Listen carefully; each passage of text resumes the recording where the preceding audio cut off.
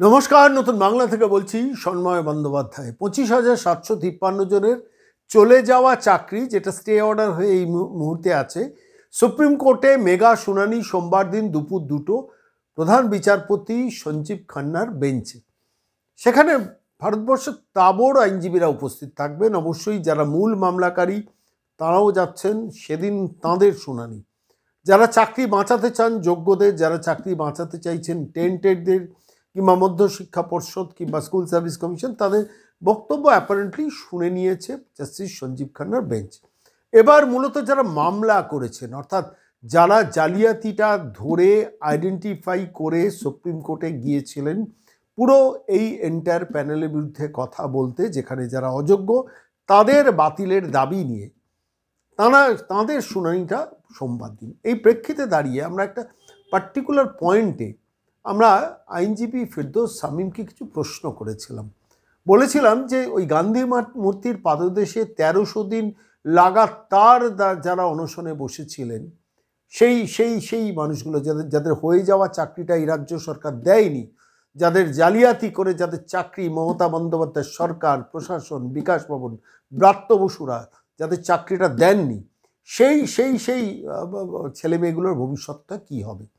তাদের কথা তো আমরা কেউ বলছি না, আমরা তো সবাই যোগ্যদের কথা বলছি। আমরা অবশ্যই বলছি যে যারা যোগ্যতার ভিত্তিতে, মেধার ভিত্তিতে চাকরি পেয়েছে, পরিশ্রম করে চাকরি পেয়েছে, যাদের মধ্যে কোনো জালিয়াতি ছিল না, তাদের চাকরিটা বাঁচুক। যারা ধর্মতলায় দীর্ঘদিন ধরে বসছিলেন সাম্প্রতিককালে। আবার আমরা এটাও বলছি যারা অযোগ্য, যারা জালিয়াত, যারা চুরি করে, যারা তৃণমূল কংগ্রেসের নেতাদের 10 লাখ, 15 লাখ, 20 লাখ, 25 লাখ, 30 লাখ টাকা তৃণমূল কংগ্রেসের পার্টি অফিসে বা ফান্ডে পৌঁছে দিয়ে চাকরিটা পেয়েছেন, তাদের চাকরিটা চলে যাক। অর্থাৎ চোরেদের চাকরি যাক, যোগ্যদের চাকরি বাঁচুক।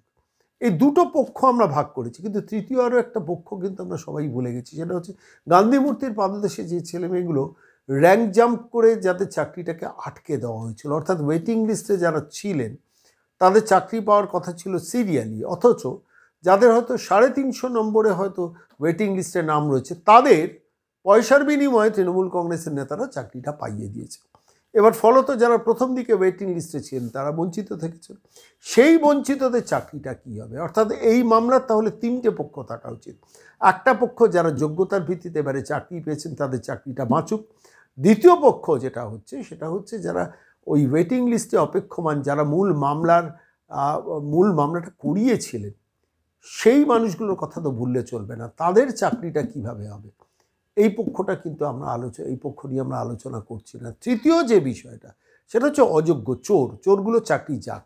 তারা অবশ্য সওয়াল করছেন যাতে তাদের চাকরিটা বাঁচুক, এবং তাদের পেছনে আছে বিকাশ ভবন, তাদের পেছনে আছে মধ্যশিক্ষা পর্ষদ, তাদের পেছনে আছে স্কুল সার্ভিস কমিশন, এবং তাদের পেছনে আছেন নবান্নের নেত্রী মমতা বন্দ্যোপাধ্যায়। এটা সবাই জানে যে চোরগুলো চাকরি বাঁচানোর জন্য আজকে যোগ্যদের ভবিষ্যৎটাকে নষ্ট করা হয়েছে, এবং অবশ্যই গান্ধী মূর্তির পাদদেশে যারা দিনের পর দিন 1300 দিন আন্দোলন করছেন তাদের ভবিষ্যৎটাকেও নষ্ট করেছেন মমতা প্রশাসন। অথচ সেগ্রিগেট করে চোরগুলোর চাকরি বাতিল করে দেওয়ার যে ফর্মুলাটা কলকাতা হাইকোর্ট দিয়েছিল, সেটা যদি প্রথম দিক থেকেই রাজ্য সরকার মেনে নিত, তাহলেই কিন্তু, বা বিকাশ ভবন বা স্কুল সার্ভিস কমিশন এগ্রি করে যেত, তাহলেই কিন্তু চোরগুলোর চাকরি যেত, ওয়েটিং লিস্টে যারা রয়েছেন তাদের কিন্তু চাকরিটা হয়ে যেত। আমি সরাসরি এই প্রশ্নটা নিয়ে, এই দিকটা নিয়ে আমি সরাসরি ফেরদৌস শামীমকে প্রশ্নটা করেছিলাম যে আমরা সব কিছু আলোচনার মধ্যে গান্ধী মূর্তির পাদদেশে বসে থাকা 1300 দিন আন্দোলন করে যারা মূল মামলাটা করেছেন তাঁদের কথা কেন ভুলে যাচ্ছি? আমাদের এই প্রশ্নের জবাবে ফেরদৌস শামীম যা বলেছেন সেটাই আজকে আমি আপনাদের শোনাবো। আমি সরাসরি ফেরদৌস শামীমের সঙ্গে একটা কথোপকথন করেছি, এবং সেখানে আমি এই মূল বিষয়টা তুলেছি যে যোগ্যদের অবশ্যই চাকরি বাঁচা উচিত।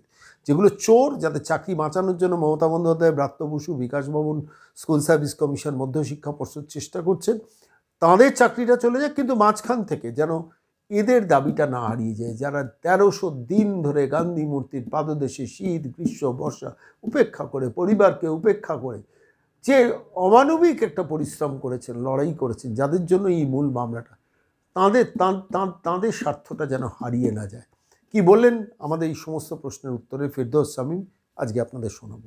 এদিন তো শুনানি আছে, আমি যতদূর জানি যে দুপুর 2টোর সময় মহামান্য প্রধান বিচারপতি তিনি শুনবেন যারা এই মামলাটা করেছেন তাঁদের বক্তব্য। আইনজীবী বিকাশ রঞ্জন ভট্টাচার্যের বক্তব্য বোধহয় শুনবেন, হ্যাঁ, আপনাদের আমরা পক্ষে? আমরা বলবো নিশ্চিতভাবে, হ্যাঁ, সেদিন আমরা রিট পিটিশনারদের পক্ষ থেকে আশা বলুন। করি। এর আগে দুদিন, যেদিন পুরো দিন শুনানি হয়েছে সেদিনও বলেছে যারা হুম। টেন্টেড, যারা নিজেদের আনটেন্টেড বলছেন তাদের, এসএসসি কে শুনেছে, বোর্ডকে শুনেছে, সরকারকে শুনেছে।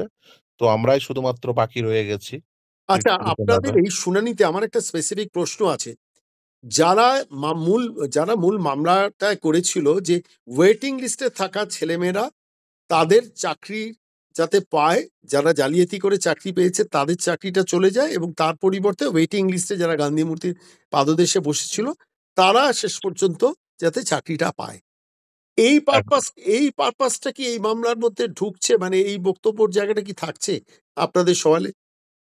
দেখুন, আমি প্রথমেই বলি যে কোনো রিট পিটিশন দাখিল হয়, যিনি আক্রান্ত হয়েছেন, আমরা আইনি পরিভাষায় বলি কজ অফ অ্যাকশন তৈরি হয়ে গেলে, তিনি মনে করছেন যে তার রাইট ইনফ্রিঞ্জ হয়েছে, তিনি আদালতে আসেন এবং আদালত দেখেন যে সত্যি সত্যিই কজ অফ অ্যাকশন তৈরি হয়েছে কিনা এবং রাইট ইনফ্রিঞ্জ হয়েছে কিনা, এবং তারপরে আদালত মামলাগুলো গ্রহণ করে। আমাদের ক্ষেত্রেও এক্সাক্টলি সেটাই ঘটেছিল এবং আমাদের নিশ্চিতভাবে আপনাকে একটা উদাহরণ দিই তাহলে পরিষ্কার হয়ে যাবে। শেতাবউদ্দিনের মামলায়, যার মামলায় এখনো পর্যন্ত কলকাতা হাইকোর্টের নির্দেশেই এই রিট পিটিশনের শুনানিতেই একাধিক ব্যক্তিরা যারা চাকরি পেয়েছে, এবং সেটা কাউন্সেলিং এর নির্দেশ সেই সময় মহামান্য বিচারপতি অভিজিৎ গঙ্গোপাধ্যায় দিয়েছিলেন, এবং সেই কাউন্সেলিং কন্ডাক্টও হয়েছিল, এবং সেই কাউন্সেলিং অনুযায়ী চাকরিও করছেন। আমি একাধিক জনের নাম বলে দিতে পারি, এবং যারা এখন ওই ধরুন গান্ধী মূর্তির পাদদেশে আন্দোলন করছে, আপনারা নিশ্চিতভাবেই জানেন। সে একজন আন্দোলনকারীর নামে বলেও দিতে পারি, ইলিয়াস বিশ্বাস। তিনি কিন্তু এই শেতাবউদ্দিনের মামলায় কাউন্সেলিং এর নির্দেশ দেওয়ার পরেই কিন্তু তিনি তিনি সহ অনেকেই চাকরি পেয়েছেন। ফলে এই যে চাকরি পাওয়ার জন্য যে তাদের যে প্রেয়ার আছে কি নেই এটা জানার জন্য বা এটা বোঝার জন্য এই উদাহরণটি যথেষ্ট। দেখুন, যেকোনো রিট পিটিশনার, বিশেষ করে এই চাকরি পাওয়ার ক্ষেত্রে যে মামলাগুলো হয়, সেখানে অ্যাপয়েন্টমেন্টের প্রেয়ার হচ্ছে স্বাভাবিক প্রেয়ার। এই ক্ষেত্রে এখন প্রশ্ন আসতে পারে, তাহলে তাদের অ্যাপয়েন্টমেন্ট গুলো কি করে হবে? হুম। ঠিক। নিশ্চিতভাবেই আমরা হুম, এ কথাই তো বলছি যে যোগ্য ব্যক্তিদের চাকরি দিতে হবে। এখন চাকরি দেওয়ার পদ্ধতিটি কি হবে সেটা আদালত ঠিক করবে, এবং সেটি ঠিক করার পদ্ধতি কি হবে সেটা নির্ভর করছে এসএসসি বোর্ড এবং সরকারের দেওয়া তথ্যের উপরে। এটা দুভাবে হবে। আমি এখানে শামীমদা একটু আপনাকে থামাচ্ছি। সেটা হচ্ছে যে যদি পুরো প্যানেল বাতিল হয়ে যায়, তাহলে যারা মামলার জন্য মূল আবেদনকারী ছিলেন প্রথম থেকে, যে আমাদের চাকরি হোক অযোগ্যদের বাতিল করে, তাহলে তাদের পারপাসটাও তো লস্ট হয়ে যাবে, তাই না? একদমই নয়। দেখুন, আপনি এটা একটা হ্যাঁ।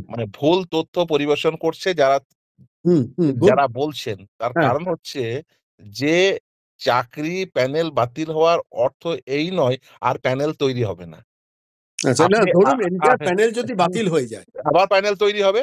দেখুন, আমি আমি আপনাকে হুম, উদাহরণ দিই তাহলে পরিষ্কার হয়ে হুম, যাবে। হুম, হুম, ধরুন, একটি প্যানেলে ১০০ জন ব্যক্তি আছে। হুম, সেই ১০০ জন ব্যক্তির মধ্যে ৩০ জন ধরুন টেন্টেড আর ৭০ জন ধরুন নন টেন্টেড বা হুম, হুম, আনটেন্টেড, হুম, যাই বলুন না কেন। হুম, হুম, তো হুম, সেই ক্ষেত্রে বাকি ৭০ জন কে এবং ৩০ জন কে সেটা আইডেন্টিফাই করা গেল না। হুম, তাহলে পুরো প্যানেলটি বাতিল হলো। হুম। তার অর্থ এই নয় যে পরবর্তীতে ওই নিয়োগ প্রক্রিয়ার প্যানেল তৈরি হবে না। আচ্ছা। আমাদের নির্দিষ্ট কথা হচ্ছে যে আমাদের ইভেন রিপিটিশন এর প্রেয়ারও তাই ছিল যে এই যে প্যানেলটা যদি ইনট্যাক্ট রাখা হয়, অনেকে মানে বলছেন যে হ্যাঁ, আমরা ওই তো অযোগ্যদের সঙ্গে নেই। আমরা যারা ওই ভুল পথ বেয়ে এসে চাকরি পেয়েছে তাদের সঙ্গে নেই। কিন্তু প্যানেলটা ইনট্যাক্ট রাখতে হবে। হুম, প্যানেলটা ইনট্যাক্ট থাকলে কি করে কেউ চাকরি পাবে? আপনি হুম। ভালো করে বুঝুন। যদি প্যানেল ইনট্যাক্ট থাকে মানে কি? মানে যোগ্যদেরও রেখে দাও, অযোগ্যদেরও রেখে দাও। আমি এখানে একটা এই সম্ভাবনার এখানে কথা। এখানে আপনাকে আমি বলে দিই হুম, যে প্যানেল ইনট্যাক্ট রাখা যাবে না এই কারণেই। তার কারণ হচ্ছে, ধরুন সাপোজ এখানে কিন্তু স্টেট জ্যাকেট ফর্মুলায় প্যানেল তৈরি হয়নি। হুম, এখানে অনেকগুলো লিস্ট আছে, বুঝতে হবে। এই নিয়োগ প্রক্রিয়া তো কিন্তু বিভিন্ন স্তরের মাধ্যম দিয়ে গেছে। হুম, যেমন ১ম এ তৈরি হয়েছে কি?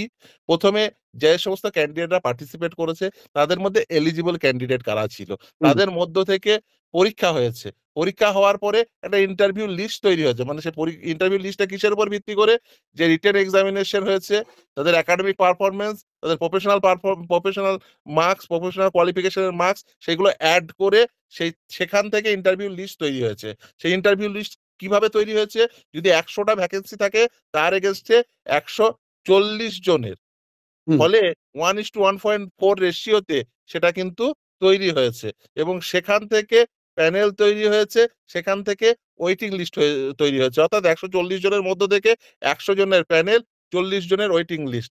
ফলে এইভাবে এই পুরো পদ্ধতিটা আগিয়েছে, এবং এই যে 140 জনের যখন ইন্টারভিউ লিস্ট তৈরি করেছে, সেখানে কিন্তু মাল্টিপল র্যাঙ্কিং হয়েছে। মাল্টিপল র্যাঙ্কিং এর মানে কি? মানে হচ্ছে ধরুন এসসি ফিমেল, হুম। এসসি মেল ফিমেল, এই হুম। এই জেনারেল লিস্ট, অর্থাৎ হুম। আনরিজার্ভ ক্যাটাগরির লিস্ট, এইভাবে বিভিন্ন লিস্ট তৈরি হয়েছে। OBC male female, OBC female, হুম। ST male female, ST female, UR, ফলে এই যে বিভিন্ন লিস্ট তৈরি হয়েছে, যেটা জেনারেল লিস্ট বলা হচ্ছে। এই যে মাল্টিপল র্যাঙ্কিং হয়েছে, সেটা ইন্টারভিউ লিস্ট যখন তৈরি হয় সেই স্তরেও তৈরি হয়েছে, আবার যখন মেরিট লিস্ট তৈরি হয় সেই স্তরেও তৈরি হয়েছে, আবার যখন প্যানেল এবং ওয়েটিং লিস্ট তৈরি হয় সেই স্তরেও তৈরি আমি করেছে। এগুলো সব বুঝলাম। আমি যে প্রশ্নটায় শামীমদা বারবার ফিরে আসার চেষ্টা করছি, সেটা হচ্ছে ধরুন মানে আমি এটা বুঝতে পারছি না বলেই আপনাকে জিজ্ঞেস করছি। যদি এই মামলাতে জাস্টিস দেবাংশু বসাকের কোর্টের রায়টা মেইনটেইনড হয়, অর্থাৎ এটাতে সুপ্রিম কোর্ট হস্তক্ষেপ করল না, বলল যে, যে প্যানেল বাতিল হয়েছে আমরা প্যানেল বাতিলটাকেই মেনে নিচ্ছি। তাহলে আবার নতুন করে কি করে নতুন করে প্যানেল এই লিস্টের সেটা ভিত্তিতে সেটাকে তৈরি? সেটা ঠিক করবে নিয়োগকারী সংস্থা। এখানে অনেকে ভুল করছেন। আচ্ছা। নিয়োগকারী সংস্থা যারা আছে, হুম। অনেকে বলছেন ওই যে সিবিআই এর লিস্ট, অনেকে বলছেন হ্যাঁ। ওই যে মামলাকারী তারা লিস্ট দিক। হুম। হুম। কে হুম। কারোর লিস্টই গৃহীত হবে না যতক্ষণ মানে আপনি পর্যন্ত না। এই যে এন্টায়ার প্যানেল বাতিল মানে আপনি বলছেন যে প্যানেল বাতিল মানে এটা নয় যে এন্টায়ার প্যানেল আবার মানে এই প্যানেল থেকেই আবার নতুন করে প্যানেল তৈরি করার সম্ভাবনাটা বন্ধ হয়ে যাবে।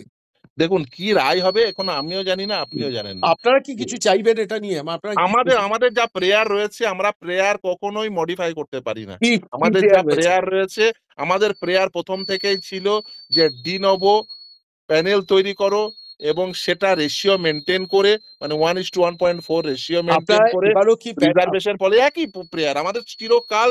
মানে যেটা প্রথম দিন রিট যেদিন আমি তৈরি করেছিলাম, সেদিন যা প্রেয়ার, কারণ এই যে এসএলপি তে যে শুনানি হচ্ছে না, এটা হুম। নতুন করে কিছু শুনানি হচ্ছে না, হুম। যেটা রিট পিটিশনের কন্টিনিউশন আচ্ছা, বলতে তারই পারেন। সাবজেক্ট ম্যাটারের উপর হচ্ছে। ঠিক, একদম একদম রিট পিটিশনটা ঠিক, হচ্ছে যে ভিত, তার উপরে ঠিক। বিল্ডিংটি তৈরি হয়েছে। রিট পিটিশনের প্রেয়ারই ছিল ডিনভো প্যানেল তৈরি করো, সেখানে কি করবে, রেশিও মেনটেন করবে, রিজার্ভেশন পলিসি মেনটেন করবে। এবং আমি মানে অবাক হয়ে যাচ্ছি, অনেকে অনেক কথা বলছেন, আরে রিটের শ্বেতাবুদ্দিনের রিটের প্রেয়ারটা পড়ে দিলেই তো সবটা কমপ্লিট হয়ে যায়। যে কি প্রেয়ার রয়েছে, সেই প্রেয়ার প্রেয়ার একেবারে পরিষ্কার প্রেয়ার হচ্ছে অ্যাপয়েন্টমেন্ট দাও, ডিনভো প্যানেল তৈরি করো, রিজার্ভেশন পলিসি মেনটেন করো, রেশিও মেনটেন করো। এখানে সেগুলো মেনটেন করে করতে আচ্ছা, হবে। আপনার এবার কাছে এখানে প্যানেলটা কেন বাতিল হচ্ছে? প্যানেলটা আমার একটা ছোট্ট প্রশ্ন আমার এখানে রয়েছে। সেটা হচ্ছে যে স্কুল সার্ভিস কমিশনের হাতে কি নতুন করে প্যানেল তৈরি করে এই প্যানেলের উপরই নতুন করে প্যানেল তৈরি করার মতো সাফিসিয়েন্ট ডকুমেন্ট এভিডেন্স এখনো কি পারসিস্ট করছে, আছে না নষ্ট করে দিয়েছে? আমি আপনার কি মনে মনে হয়? করি, আমরা আমাদের প্রথম থেকে আর্গুমেন্ট যে স্কুল সার্ভিস কমিশনের হাতে সেই সমস্ত ডকুমেন্ট রয়েছে, এবং আচ্ছা। আজকেও সেই আর্গুমেন্ট করছি, এবং ভবিষ্যতে তার কারণ আমরাই দেখিয়েছিলাম যে হুম। লক্ষ্মীটুঙ্গা ভাষার অচিন্ত কুমার মন্ডলের মামলায় হুম। তারা নির্দিষ্টভাবে বলেছিল যে ওএমআর শিটগুলো তারা হুম। মিরর ইমেজ রাখার পরে ধ্বংস করেছে। হুম। প্যারা 7 এ নির্দিষ্টভাবে বলাই আছে। হুম। এবং আমি জানি না কেন তারা দিচ্ছেন না। এবং শুধু তাই নয়, এই এসএসসি পারে এই পূর্ণাঙ্গ প্যানেল না, সেটা আপনি দিতে জানেন না বলছেন কি? টেন্টেড এবং আনটেন্টেড এই দুটোকে ফেরদৌস দা, সেপারেট করতে। ফেরদৌস দা দীর্ঘদিন এই বিষয়গুলো নিয়ে কাজ করতে গিয়ে আমি একটা জিনিস বলছি, আপনি জানেন না বলছেন। আমি কিন্তু জানি, আপনিও হয়তো জানেন। সেটা হচ্ছে এই রাজ্য সরকার টেন্টেডদের তালিকা থাকা সত্ত্বেও না, পরিষ্কারভাবে না, দিচ্ছে না। এই দিচ্ছে বিষয়ে না, আমার না একদম জানা, স্পেসিফিক দিচ্ছে না। আমার এই দিচ্ছে না বিষয়ে না চোরেদের জানার কোনো চাকরি কারণই বাঁচানোর নেই। জন্য। না, না, স্বর্ণবাবু, আমার এই বিষয়ে না জানার কোনো কারণই নেই। আপনি জানেন না। আমি স্পেসিফিকলি বলছি যে রাজ্য সরকার এবং এসএসসি এবং বোর্ড, ইচ্ছে এই করে দিচ্ছে ৩ টে না। আর্টিকেল 12 অথরিটি চাইলেই টেন্টেড আনটেন্টেড তারা সেপারেশন করতে পারে। মজাটা এবং কি জানেন তো ফিরদৌস দা, আমি মজাটা কি জানেন তো? পুরো তীরটাকে ঘুরিয়ে দেওয়া হচ্ছে যারা মামলা করেছেন তাদের দিকে। এই সেটা রাজ্যে। সেটা সেটা ইচ্ছাকৃতভাবে দেখুন। ইচ্ছাকৃতভাবে করা হচ্ছে। কিন্তু which is not true. আমার কথাটা খুব স্পেসিফিক। সেটা হচ্ছে চোরেদের চাকরি যাওয়া উচিত। সেটা চোরেরা ছাড়া বাকিরা সবাই মানে সহমত সেটাতে। যারা যোগ্য তারাও সহমত। যারা ওই গান্ধী মূর্তির পাদদেশে বসে আছেন তারাও সহমত। কিন্তু আলটিমেটলি দিনের শেষে যোগ্য এবং যারা গান্ধী মূর্তির পাদদেশে বসে আছেন, এদের দুজনের চাকরিগুলো থাকার দরকার। সেটা সাধারণ মানুষ চাইছেন, আমার মনে হয় আপনারাও চাইছেন, তাই তো? দেখুন আমি আবারও বলছি, এই লিস্টে কে যোগ্য কে অযোগ্য সেটা এটা বাছাই একমাত্র করবে তো স্কুল সার্ভিস কমিশন। একমাত্র বলতে পারে ৩টে আর্টিকেল 12 অথরিটি। হুম, একটা হচ্ছে স্কুল সার্ভিস কমিশন, হুম। দ্বিতীয় হচ্ছে বোর্ড, তৃতীয় হচ্ছে সরকার। কিন্তু তারা কি করছে? তারা হাইকোর্টে একরকম তথ্য দিয়েছে, হাইকোর্টে সুপ্রিম কোর্টের সিঙ্গেল দিয়েছে, বেঞ্চে হ্যাঁ, এটা একরকম এটা এটা ঘটনা। এবং ৩টে স্তরের আচ্ছা, আরেকটা আদালতে আরেকটা ৩ তথ্য রকম তথ্য দিচ্ছে। আরেকটা তথ্য আপনার কাছে জিজ্ঞেস করছি, আমি শুনেছিলাম বলে জিজ্ঞেস করছি আপনাকে একটু। মানে যেহেতু সোমবার দিন মেগা শুনানি, তার আগে আরেকবার রিভিউ করে নিচ্ছি। সেটা হচ্ছে বোর্ড একরকম তথ্য দিচ্ছে, আর এসএসসি আলাদা এসএসসি, তথ্য এটা দিচ্ছে। কি ঠিক? একদম প্রকৃতভাবে ঠিক, এবং যেদিন ১ম ওরা সেই তথ্য কি দেয় মারাত্মক অসভ্যতা বলুন তো! এবং সেই দিনে আপনাকে আমি জানিয়েছিলাম যে ইভেন সুপ্রিম কোর্টের সামনেও যে তথ্য তারা রেখেছে তাদের রিটেন সাবমিশনে, সেই তথ্যেরও দুটো তথ্যের কোনো মিল নেই।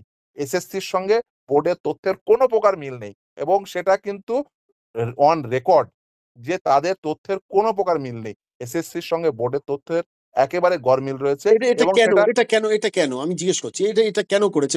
সেই সরকারের অধীন দুটো সংস্থা, বিকাশ ভবনের অধীন দুটো সংস্থা, মধ্যশিক্ষা পর্ষদ, স্কুল সার্ভিস কমিশন। তাহলে তারা দুরকম তথ্য দিচ্ছে কেন? কি কারণে মনে হচ্ছে? একটু শর্টে যদি বলেন। দেখুন আমার জানা নেই তারা কেন দিচ্ছে।